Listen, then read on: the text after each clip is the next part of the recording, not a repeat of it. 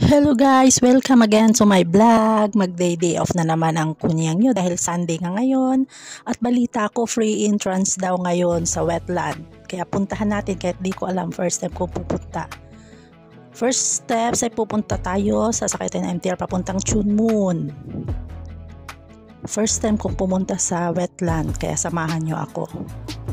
Yan, sasakay na tayo papunta ng Chun Moon from Kennedy to Central, then Central to Orange Line going to Chun Moon.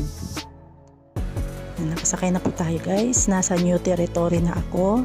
Ito na po yung Chun Moon. Ngayon lilipat tayo papunta ng Chinchuwai para sasakay naman tayo ng light rail train. Dito ay free ang fare, free ang pamasahe ngayon dahil National Day. Kaya sulitin natin ang free na pamasahe sa light rail train at saka sa entrance ng wetland.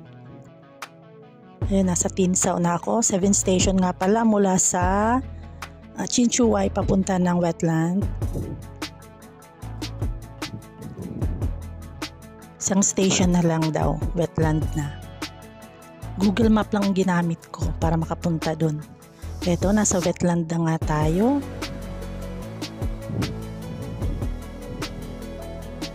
Ayan, finally, isa't kalahating oras na biyahe mula sa Kennedy Town.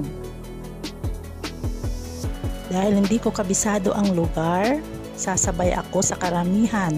Feeling ko pupunta din sila sa wetland. Dahil free entrance nga. Ito, pagbaba nyo ng train ay liliko lang kayo pakaliwa, dire-diretso. Tatawid, I mean. Pagtawid nyo ay kumanan naman.